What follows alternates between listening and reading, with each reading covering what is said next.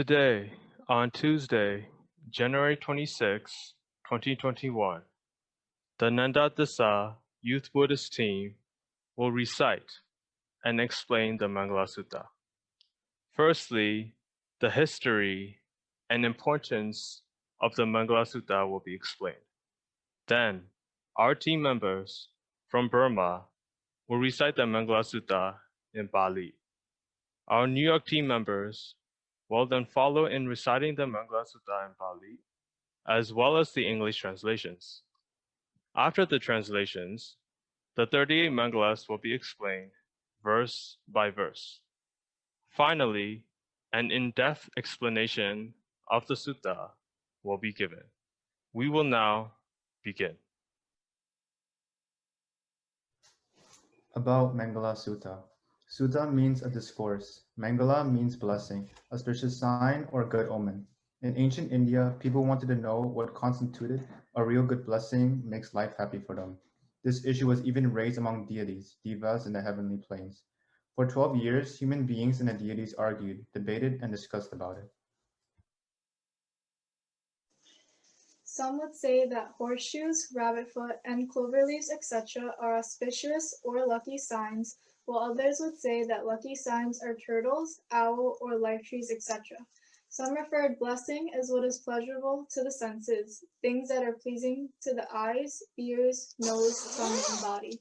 However, no satisfactory answer could be obtained.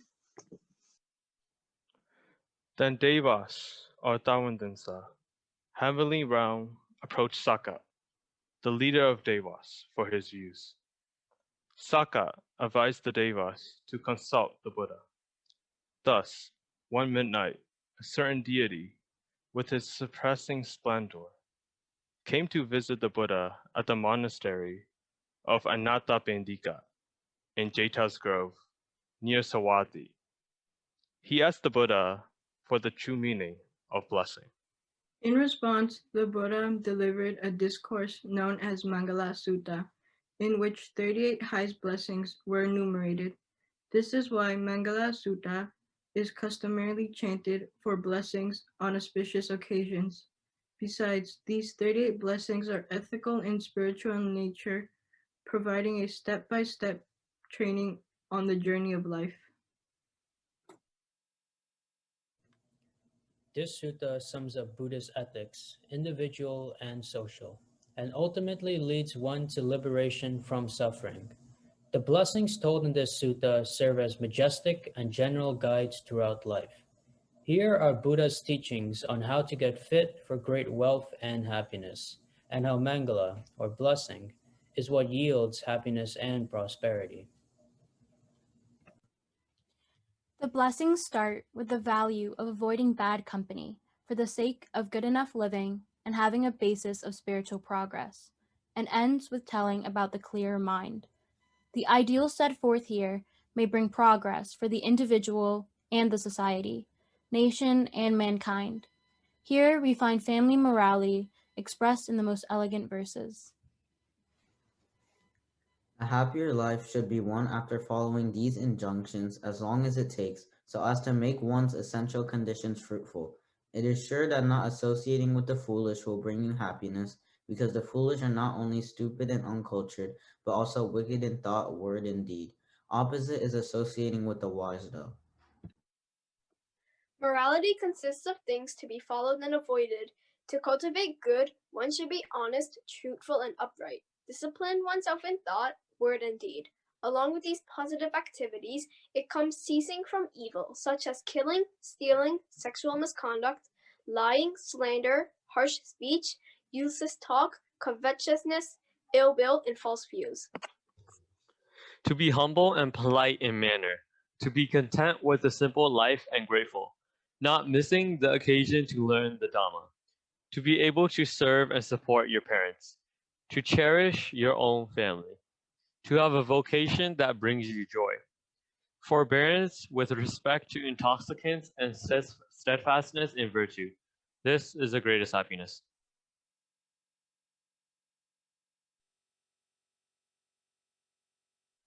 The Mangala Sutta sketches a path that yields 38 blessings. It begins with the most elementary step of good friendship, passes through the living of a wholesome householder life, the development of inner virtues, and the pursuit of spiritual cultivation. It culminates in the highest liberation, which is Nibbana. Dear friends, let's chant it respectfully.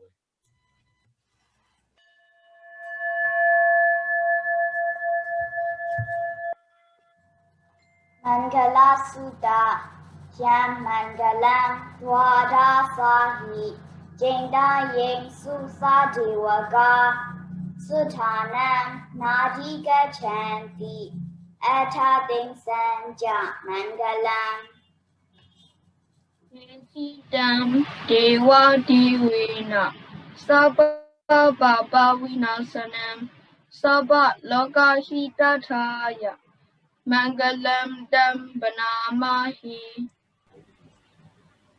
Evam Me Sudam Ekam Samayam Bhagava Savatiyam Viharati Jetavane Anatha Vedikasa Arami Atako Anyadara Devada Abhikandaya Radiya Abhikandavana Kevalakapam Jedavanam Ovasidva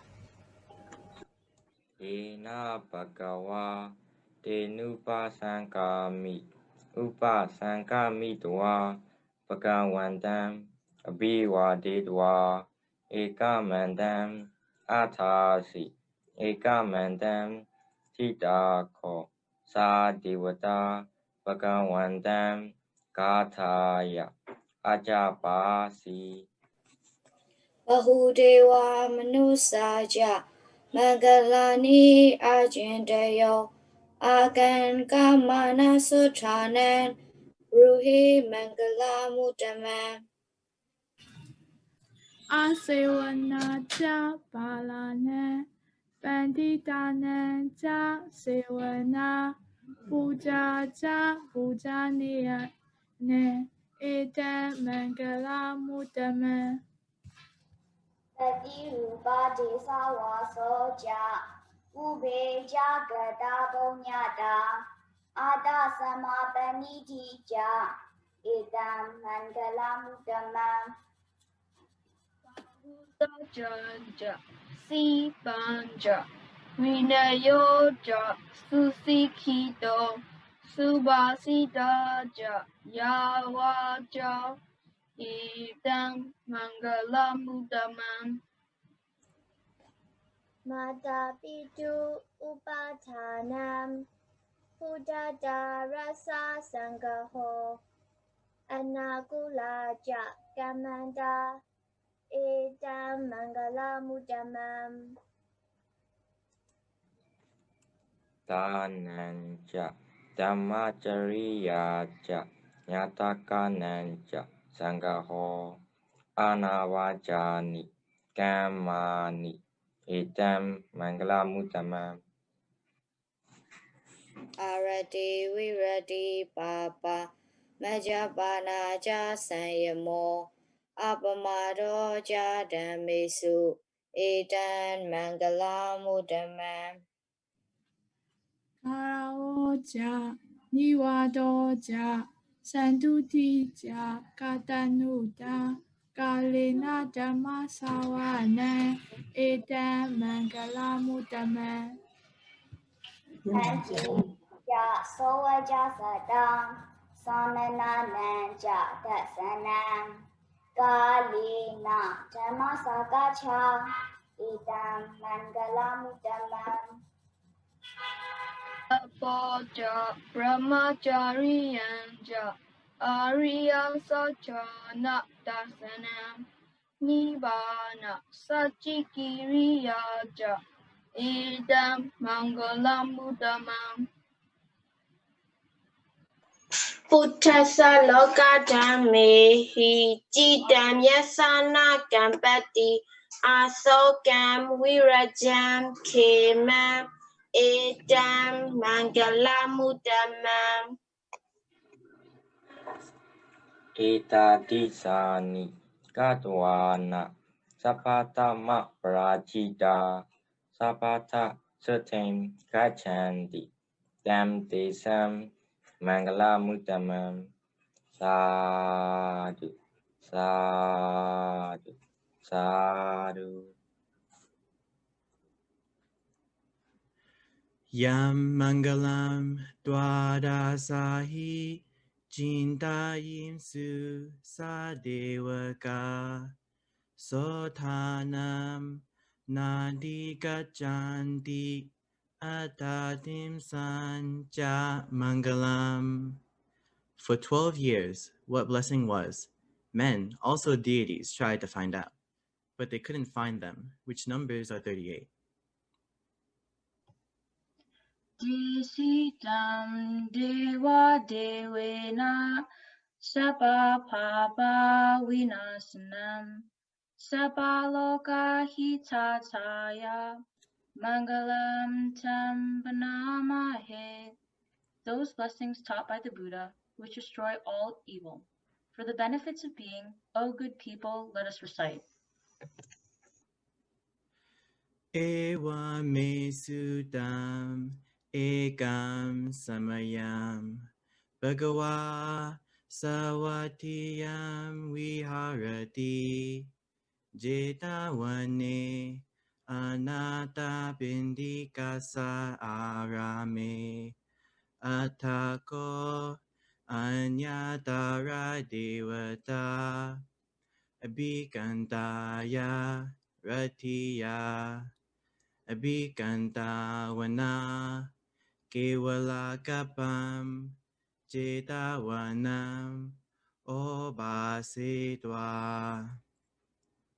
Yena Bhagawa Tenupasankami Upasankami Tva Bhagavantam Abhivadetva Ekamantam Athasi Ekamantam Titako Sa Devata Bhagavantam Kathaya Ajabasi.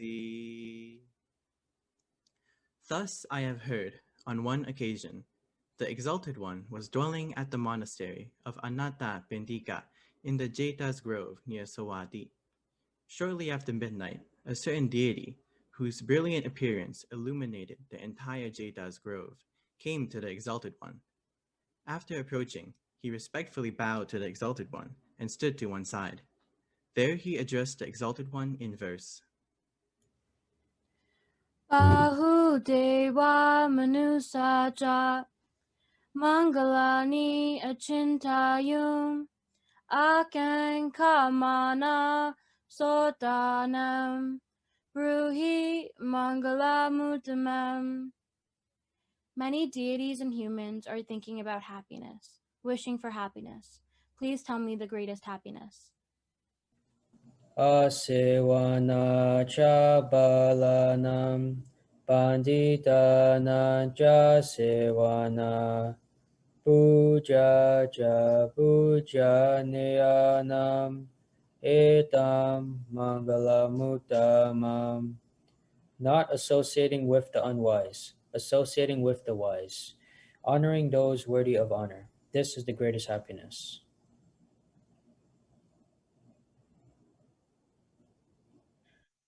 Patirupa desa wasoja Bubeja gata punyata Atasama panidija Eta mangala mutamam. Living in the proper environment, having done meritorious deeds in the past, setting oneself in the right direction, this is the greatest happiness. Bahusa Janja Sebanja Vinayoja Susikito Subasita Ja Yawaja Edam Mangala Sutta. Becoming learned, becoming knowledgeable, being well trained and disciplined, speaking in a meaningful way. This is the greatest happiness.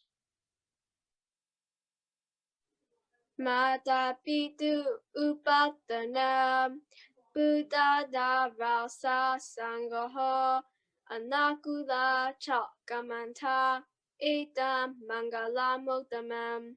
Serving one's father and mother, providing for one's spouse and children, being orderly in one's occupation. This is the greatest happiness.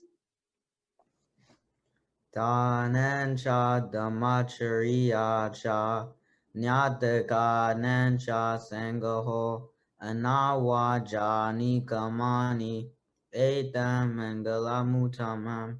Sharing and being righteous, helping relatives, avoiding harmful actions. This is the greatest happiness.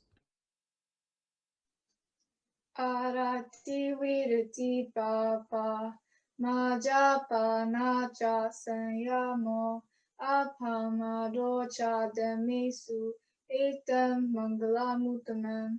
Seizing and abstaining from evil, refraining from intoxicants, being diligent in virtue, this is the greatest happiness.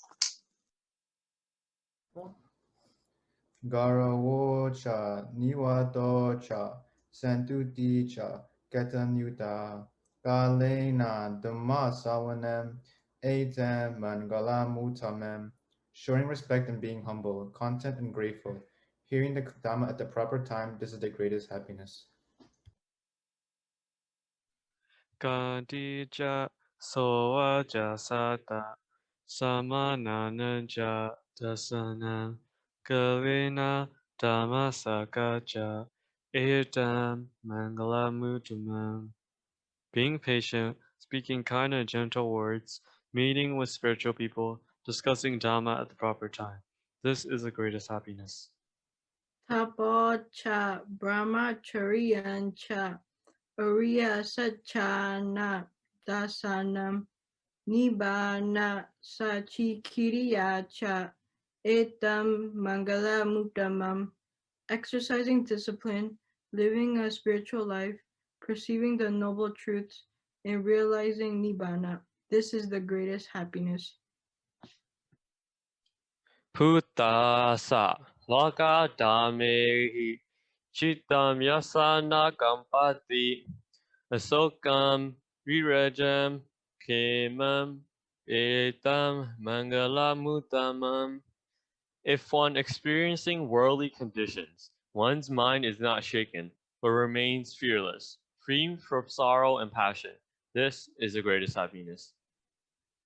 Eta disani katawana sabata maparajita sabata sotim kajati tam desam mangala mutamam. Those who follow this path will remain undefeated and will prosper in every way. This is the greatest happiness. Sadhu, sadhu, sadhu. In verse 1, the Buddha was asked, "What are the highest blessings in life?" The Blessed One replied, "The supreme blessings are." In verse 2, there are three Mangalas. 1. Asevana cha balanam, not associating with fools. 2. Panditana ja sevana, associating with the wise. 3. Puja ja puja niyanam, reverencing those worthy of respect. There are altogether three Mangalas. In verse 3, there are three Mangalas. Number 1. Bhati Rupa Desawa Socha, residence in a suitable locality. Number 2. Pube Chakata Punyata, having made merit in the past. Number 3. Ata Samapanidija, one's mind properly directed. Altogether, there are 6 Mangalas. In verse 4, there are 4 Mangalas. 1. Bahusa Janja, profound learning. 2. Bahusipanja, proficiency in one's work. 3. Vinayo ja susikito, well-learned moral discipline. 4. Subhasita ja yawaja, gracious, kindly speech. There are altogether 10 Mangalas. In verse 5, there are 3 Mangalas. Matapitu upadanam, giving support to parents. Putadavasa sangaho, cherishing wife and children. Anakula cha gamanta, business pursuits, peaceful and free from conflicts. This makes 13 Mangalas. In verse 6, there are 4 Mangalas. Number 1, Danancha, acts of giving. Number 2, Dhammachariya, conduct according to Dhamma. Number 3, Nyatakanancha Sangoho, helping one's relatives. Number 4, Anawajanikamani, blameless actions. There are altogether 17 Mangalas. In verse number 7, there are 4 Mangalas. Number 1, Arati Baba, shunning evil. Number 2, Vidati Baba, abstaining from evil. Number 3, Maja Banaja Sanyamo, refraining from intoxicants. Number 4, Apamadocha Demesu, diligence and practice of what is Dhamma. Altogether, there are 21 Mangalas. In verse number 8, there are 5 Mangalas. Number 1, Garawo cha, reverence. Number 2, Niwato cha, humility. Number 3, Santuti cha, contentment. Number 4, Ketanyuta, gratefulness. Number 5, Kalena Dhamma Sawanam, timely hearing of the Dhamma. There are altogether 26 Mangalas.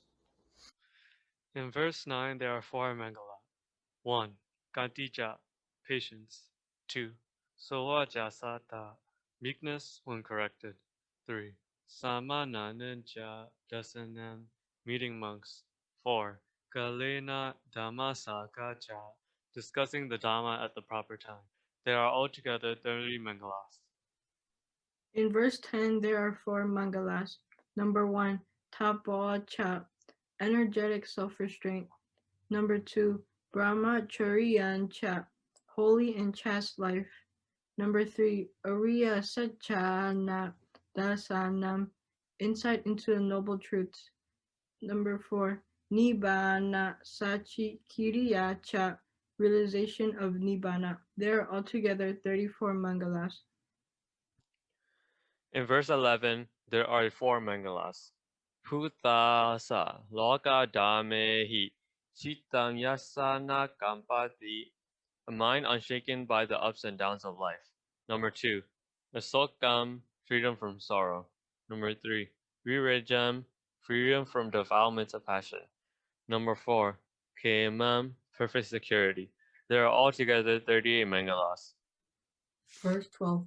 Etadisani katoana sabata ma parajita sabata sotim gajanti. Those who have acted in this way cannot be defeated and always live safely. The suttas of the Buddhist scriptures begin with Ewame Suttam. Could you explain about the brief history of Ewame Suttam? The history behind this short sentence is as follows. Some 3 months after the Buddha's death, the first great council was held under royal patronage of King Ajatasattu at the city of Rajagaha.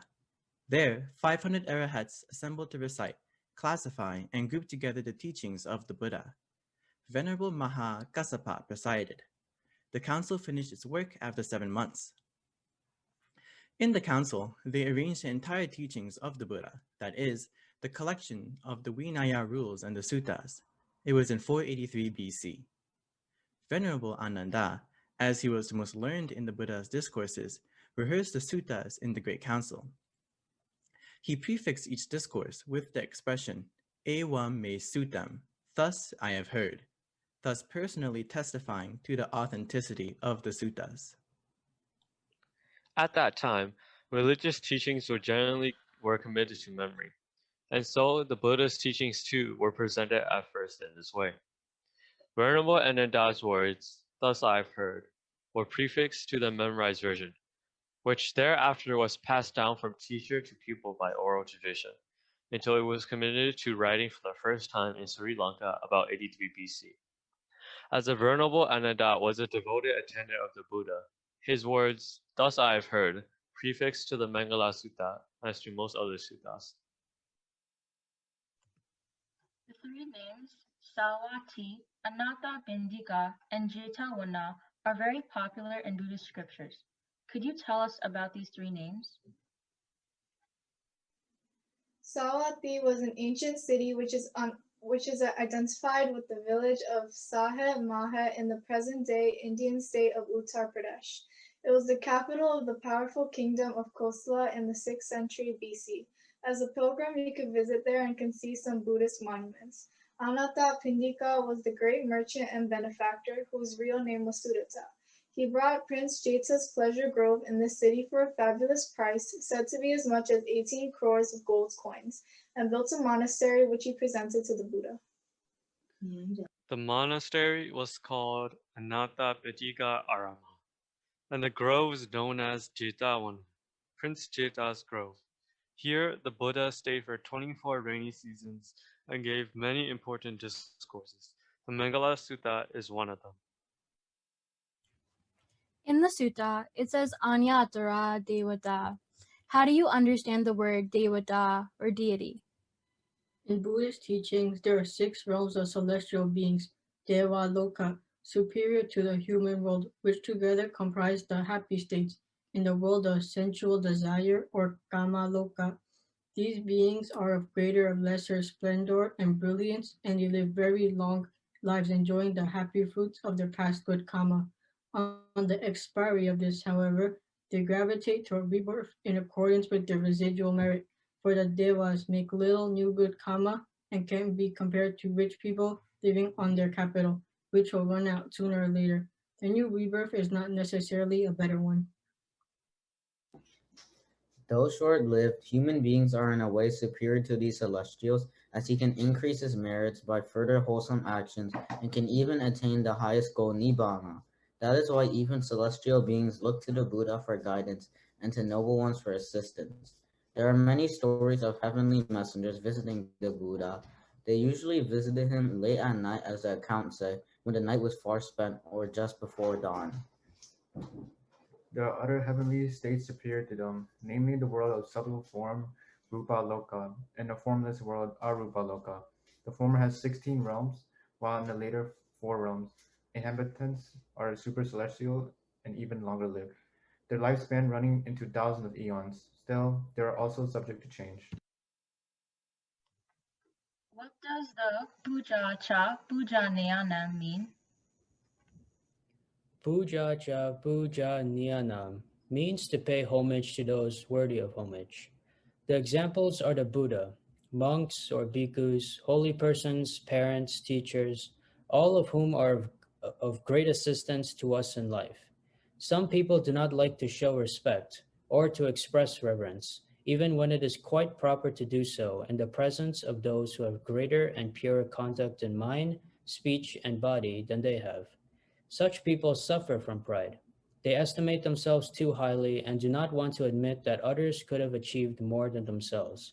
They are, so to speak, standing in their own light, and they will not be able to see the right way to go.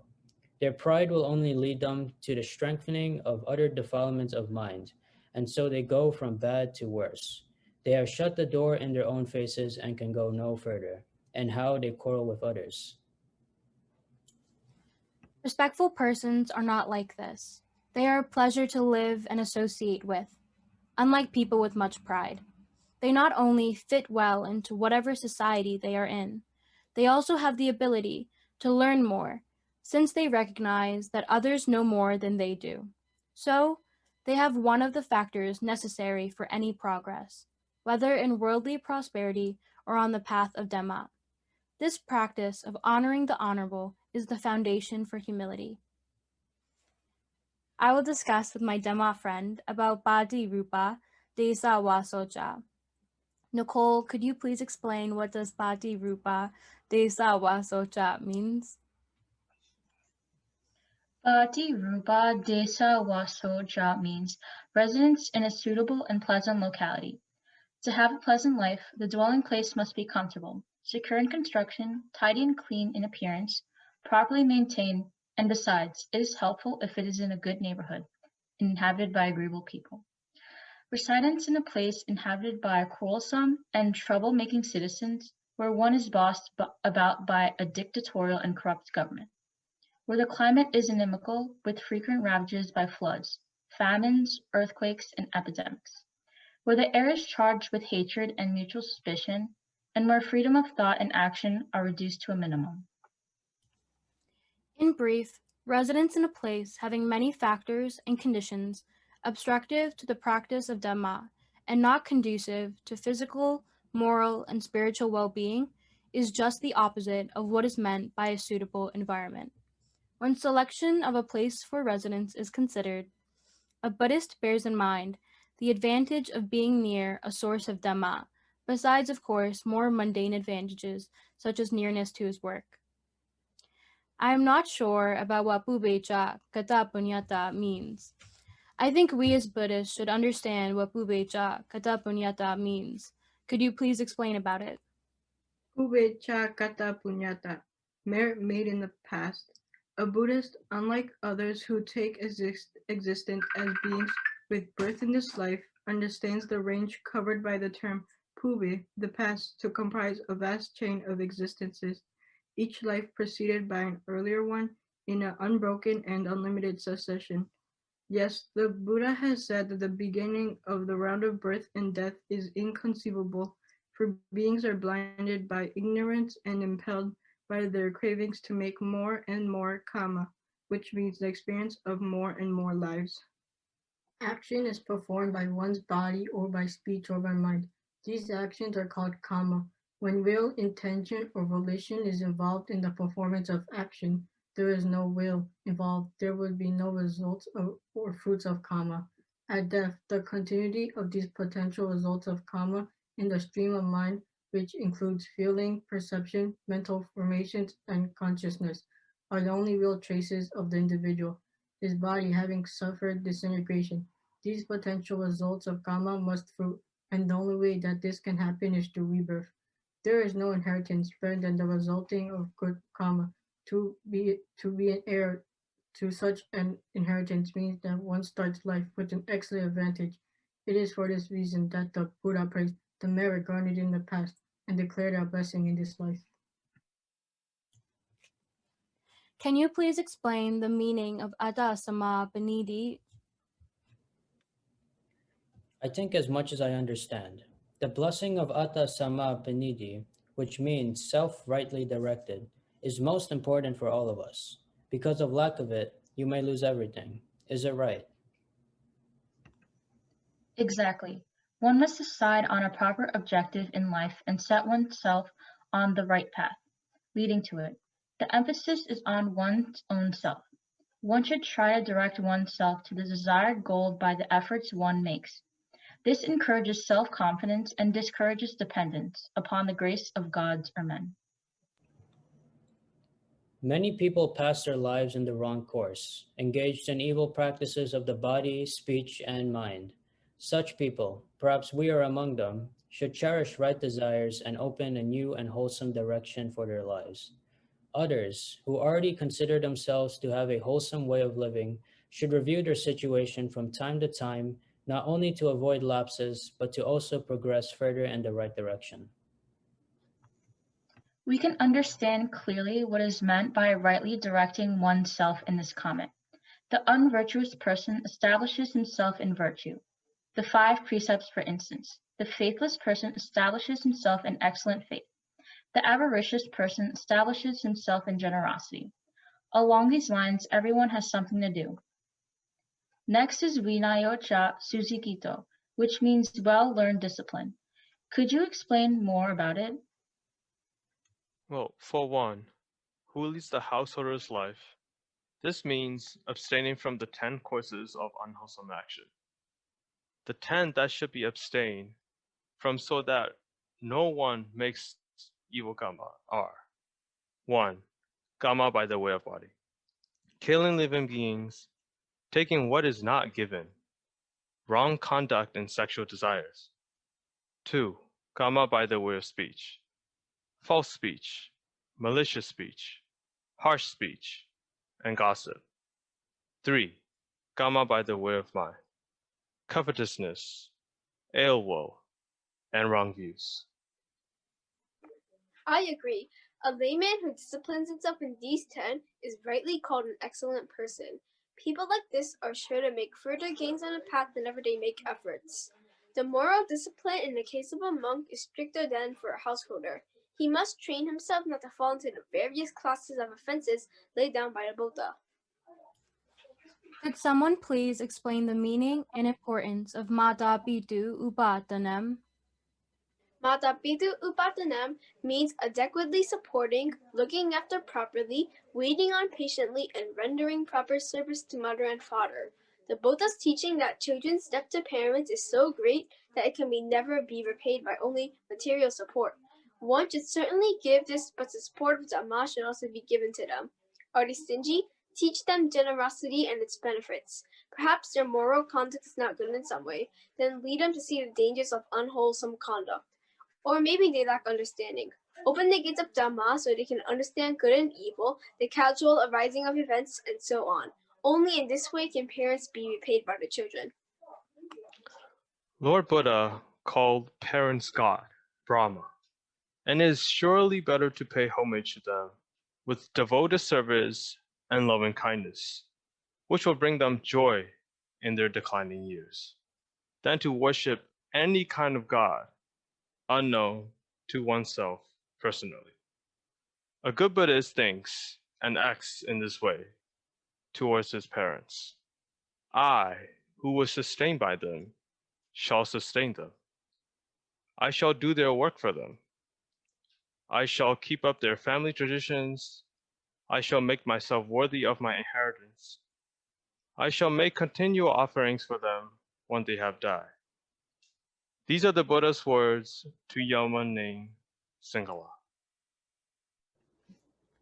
Regarding the last word, this means the well-known Buddhist practice of giving alms to bhikkhus and others on death anniversaries and dedicating the merits to those who have died.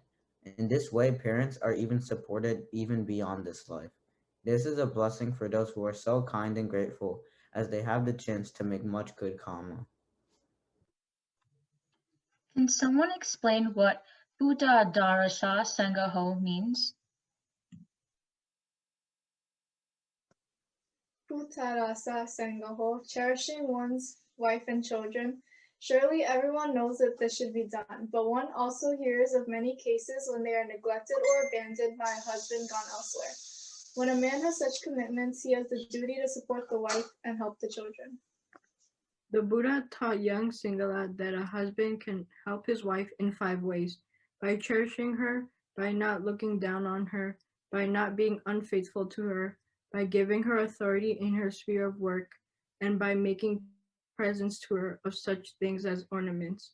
Any way of helpfulness which is in accord with the Dhamma is a true blessing, because all such actions are good karma, wholesome and with happy results. If done in the right spirit, cherishing wife and children must bring harmony into the home, and just in this life, to live at peace with others is a blessing. What of the good result in lives to come? Can you please explain the meaning and importance of Garawoja? Garawocha, reverence. This includes the proper veneration of Buddha, Dhamma, and Sangha, and respect for parents and teachers, wise people, good persons, and elders. In fact, a general high regard for everyone. Even the Buddha, after his enlightenment, surveyed the world to try to find a teacher to revere. When he realized that no teacher surpassed his own sentiments, he then proclaimed in verse that he would live, revering the Dhamma through which enlightenment had been discovered. And the Arahat disciples too had reverence for the Buddha as their guide, for the Dhamma, for other senior bhikkhus, and for the way of training. The further one has gone along the path of Dhamma, the more reverence one has for it, and for others who also practice correctly. It is not that reverence grows less as one practices. This is a way of estimating one's own position, for if a lot of pride and conceit can be seen, then one has not got very far. How does one show respect or reverence? The Buddha says that one gives such a person a good seat, stands up to receive them, makes way for them and for religious teachers. One places one's hands together and bows at their feet. This is a blessing resulting in good future births and harmony in the present life. Could you explain what niwato means? Niwato, humility. Yet another factor which stresses the importance of having no pride. The fact that we encounter a number of blessings which deal with non-pride should make us realize how important humility is for the successful practice of Dhamma. The person who knows it all, who always replies, I know, who has his own theories about Dhamma, or anyone else's theories for that matter, does not have humility. Because of this, he can never train under a good teacher.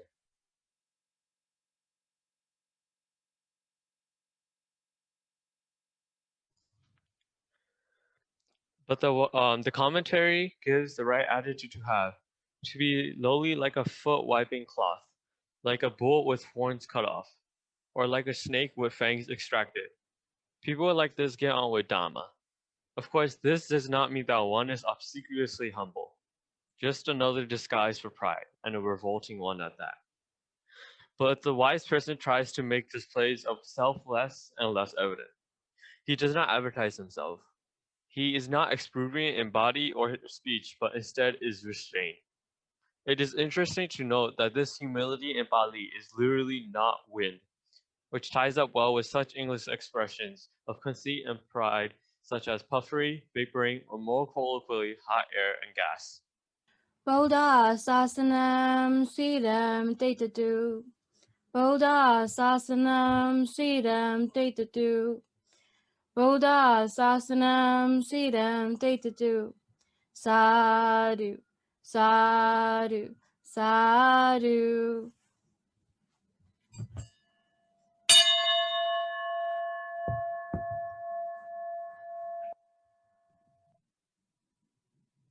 Knife ပိတ်လို့ရပြီ